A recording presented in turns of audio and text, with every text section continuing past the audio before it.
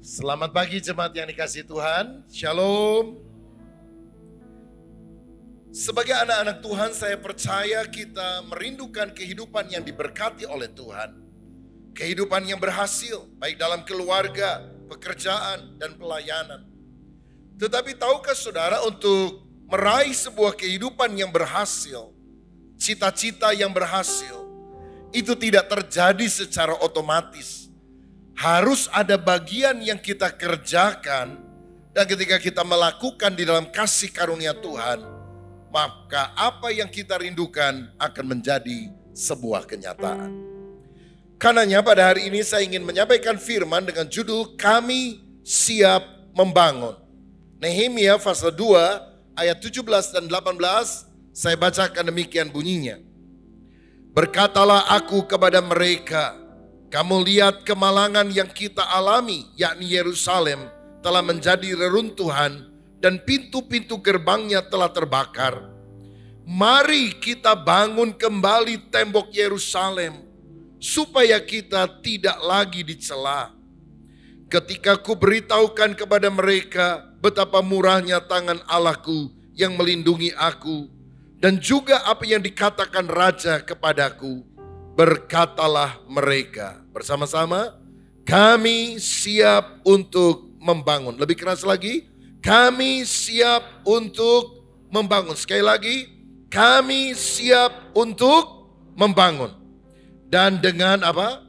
Sekuat tenaga mereka mulai melakukan pekerjaan yang baik itu. Amin.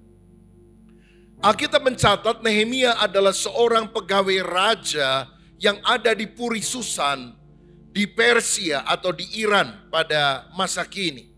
Tugasnya adalah juru minuman. Jadi ketika raja akan minum sesuatu atau makan sesuatu karena dia takut diracun, maka Nehemia yang harus mencoba terlebih dahulu. Tapi karena penjagaan sangat ketat, siapa yang berani meracuni raja? Sehingga akibatnya setiap hari Nehemia makan enak, minum enak. Dia tinggal di istana. Kehidupan yang sangat nyaman dimiliki oleh Nehemia. Tapi satu kali saudaranya datang dari Yerusalem dan menceritakan dengan hati yang pedih tentang kota Yerusalem yang tembok-temboknya telah hancur, telah runtuh, dan banyak orang menjarah rumah-rumah, harta-harta yang ada di dalam Yerusalem. Dan ketika Nehemia mendengar hal itu, timbullah vision di dalam pikirannya. Aku harus membangun kembali tembok Yerusalem, supaya Yerusalem tidak dicela, tetapi menjadi sebuah kota yang memiliki perlindungan dan dikagumi oleh banyak orang. Vision itu juga membangkitkan passion, satu gairah, satu kerinduan, satu semangat untuk dia mengerjakan bagiannya. Saudara, dia menangis karena passion itu. Dia berdoa dan berpuasa karena desakan hati untuk membangun sesuatu yang baik itu. Dan kemudian dia melakukan action. Dia meninggalkan Puri Susan atas izin raja dan minta persetujuan untuk dia boleh membangun kembali tembok Yerusalem. Dan ketika dia ada di Yerusalem yang telah lama dia tinggalkan karena masa pembuangan yang pernah dialami oleh orang Israel, dia kemudian mengajak orang-orang yang ada tinggal di sana, mari kita membangun kembali tembok ini. Aku jauh-jauh datang dari Persia karena aku terbeban, karena aku ingat akan bangsa ini. Masa kalian yang ada di Yerusalem tidak terbeban untuk membangun bersama. Dan akhirnya mereka mengucapkan kalimat tadi, kami siap untuk membangun. Nehemia punya visi. Nehemia punya gairah, semangat, passion. Dia melakukan aksi, tindakan. Tapi tanpa kerjasama, tanpa teamwork, pekerjaan itu tidak mungkin tuntas. Tetapi ketika dia bisa bekerja sama, maka hanya dalam tempo 52 hari, tembok itu dibangun kembali. Saya percaya dalam kehidupan ini Tuhan menaruh visi, Tuhan memberikan kepada kita sebuah gairah untuk kita bisa mencapai arahan Tuhan di dalam kehidupan kita. Mungkin kita sudah mulai bertindak, take action, tapi kita tidak akan pernah mengalami perkara yang besar kalau kita bekerja sendirian. One man band, one man show. Kita membutuhkan teamwork, kerjasama dengan orang lain. Sehingga dalam hidup kita kalau kita mau berhasil, kita harus selalu memiliki teamwork attitude. Sikap hati yang selalu berpikir, aku tidak bisa melakukan perkara besar ketika aku tidak melibatkan orang lain. Itu sebabnya Nehemia berkata, kami siap untuk membangun. Bukan saya siap untuk membangun, tetapi kami. Visi, passion, action, teamwork adalah hal yang sangat berhasil, yang sangat penting untuk kita mencapai keberhasilan dalam kehidupan. Saudara-saudara, apa itu visi? Dalam Amsal 29 ayat 18 firman Tuhan berkata, without vision people perish. Jika orang tidak punya visi, dia akan binasa. Bila tidak ada wahyu, menjadi liarlah rakyat. Hidup kita tidak tentu arah kalau kita tidak punya target, tidak punya sasaran, tidak punya visi ke depan. Secara sederhana, visi adalah gambaran masa depan yang lebih baik, yang menghasilkan passion atau gairah untuk kita meraihnya. Posisi kita sekarang di sini. Posisi yang kita rindukan di masa depan adalah itu yang lebih baik. Lalu kita bergairah, bergerak, melakukan aksi dari satu tempat ke tempat yang kita tuju tadi. Dan saya percaya seorang leader, seorang pemimpin adalah seorang yang mampu mengubah vision menjadi reality, menjadi kenyataan. Saudara-saudara, ada ungkapan berkata begini, vision without action is daydream, but action without vision is nightmare. Visi tanpa aksi, tanpa tindakan adalah mimpi di siang hari bolong.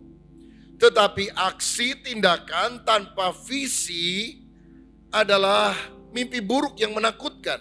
Karena kita bisa melakukan banyak hal, habis waktu, tenaga, energi, biaya, tapi kita tidak kemana-mana. Kita harus tahu sasaran yang jelas, yang baik di depan, dan kita harus meraih itu dengan pertolongan Tuhan. Nah, untuk meraih visi kita harus menetapkan sasaran atau goal. Visi itu biasanya jangka panjang, global. Tetapi goal adalah sasaran, tahapan yang kita bisa raih dalam kehidupan ini.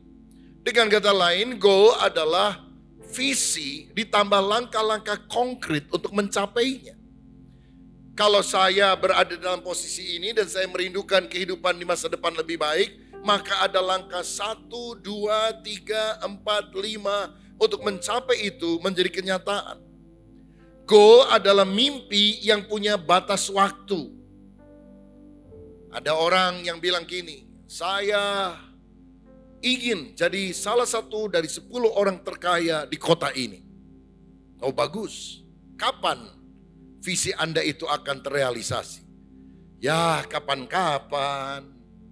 Itu lagu Kus-Plus zaman dulu saudara. Kapan-kapan kita bertemu lagi. Itu gak akan jadi kenyataan. Visi itu mesti achievable. Sesuatu yang bisa diraih, yang terukur. Dan punya deadline, punya batas waktu untuk kita mengejar dan mengerjakan hal tersebut. Benjamin Mays adalah seorang yang pernah berkata demikian. Tragedi terbesar dalam kehidupan bukanlah sasaran yang tidak tercapai, tapi tidak mempunyai sasaran untuk dicapai. Itu tragedi terbesar. Lebih baik saudara punya sasaran, punya visi, punya target, tapi tidak tercapai daripada tidak punya sasaran untuk dicapai. Soekarno pernah berkata, gantungkanlah cita-citamu setinggi bintang di langit. Kalau nggak sampai bintang, setidaknya jatuhnya di awan. Kalau nggak sampai awan, setidaknya jatuhnya di gunung tinggi. Kalau tidak di gunung tinggi, setidaknya jatuhnya di pohon kelapa yang paling tinggi. Tapi kalau saudara tidak punya sasaran, tidak punya visi, hidupmu berakhir di got, saudara. Saya mau bilang, milikilah visi yang besar, karena Allah yang kita sembah adalah Allah yang besar. Saudara mendoakan doa-doa kecil, Tuhan akan mengabulkan. Doa sedang Tuhan kabulkan. Doa besar, Tuhan yang maha besar juga akan mengabulkan.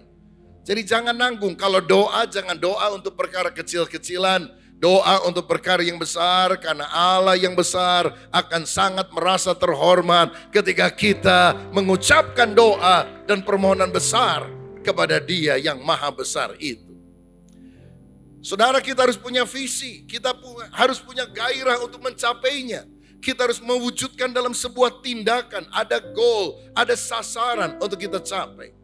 Tapi satu hal yang penting yang saya mau tekankan hari ini adalah teamwork attitude.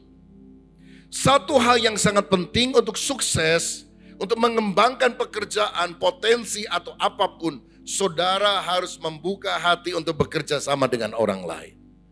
Kalau saudara mau untung sendiri, engkau bisa melakukannya. Tapi kalau engkau mau untung besar, engkau harus berbagi keuntungan dengan orang-orang yang lain. Bukankah prinsip itu yang harus kita miliki dalam dunia bisnis? Satu hal yang sangat penting dalam hidup ini adalah kerjasama. Jack Ma, seorang pengusaha terkenal dari China, pernah berkata, "No matter how smart you are, if you don't know how to work with people, your dreams will just be dreams." Gak peduli betapapun pintarnya Anda, jika Anda tidak tahu bagaimana caranya bekerja dengan orang lain, kerjasama dalam sebuah tim, impianmu hanya tinggal menjadi impian. Hanya mimpi di siang hari bolong. Saya percaya tidak ada orang yang sukses sendirian. Amin. Dokter membutuhkan pasien, dosen membutuhkan mahasiswa, penjual membutuhkan pembeli, seorang pencetak gol, bintang kenamaan, membutuhkan kesebelasan untuk bersama-sama dengan dia bermain dalam sebuah pertandingan. Kita membutuhkan orang lain. Karena itu zaman ini bukan zaman kompetisi, di mana kita menendang yang lain supaya kita naik ke atas. Tapi kita harus berkolaborasi, bekerja sama, karena melalui kerjasama itu perluasan impact dalam kehidupan ini akan tercapai. Kalau saudara mau kerja lebih cepat, kerja sendirian. Tapi kalau engkau mau kerja lebih hebat, kerja bersama dengan orang lain.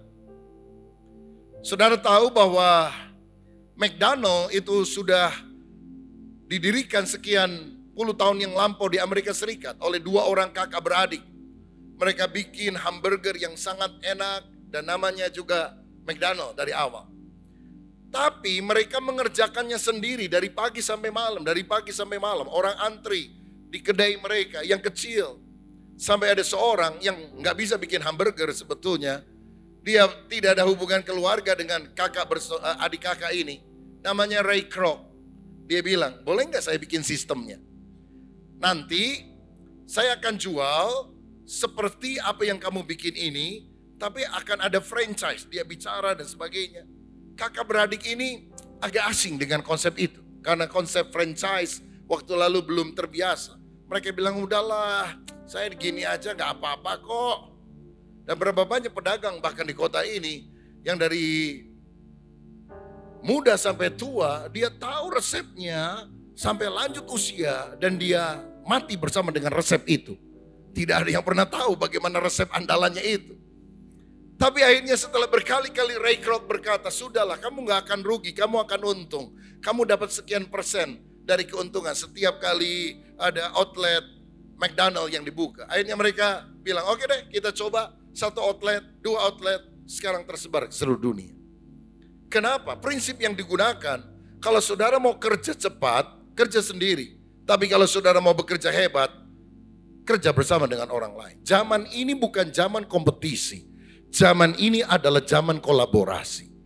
Zaman ini bukan saudara menjelek-jelekan pesaingmu, memburukan dan sebagainya. Tapi saudara berkata semuanya bagus. Tapi saya masih punya keistimewaan yang tidak dimiliki oleh tempat yang lain. Ini keistimewaan. Dan saya percaya bahwa kerjasama adalah sesuatu yang sangat baik. Jimmy Carter, mantan presiden Amerika Serikat, pernah berkata, kekuatanku dapat menutupi kekuranganmu, tapi kekuatanmu dapat menutupi kelemahanku atau kekuranganku.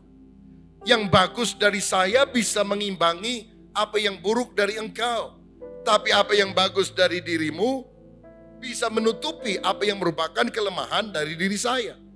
Ibu Teresa dari Kalkuta pernah berkata, saya bisa melakukan apa yang Anda tidak bisa lakukan, tapi Anda juga bisa melakukan apa yang saya tidak bisa lakukan. Dan bila kita melakukannya bersama-sama, kita akan melakukan perkara yang besar. Betapa bijaksananya apa yang diucapkan oleh orang saleh ini. Saudara, kalau saya baca dalam Alkitab Matius 18 ayat 19 dikatakan, dan lagi aku berkata kepadamu, jika dua orang daripadamu di dunia ini sepakat meminta apapun juga, permintaan mereka itu akan dikabulkan oleh Bapakku yang di sorga. Berdua lebih baik dari seorang diri.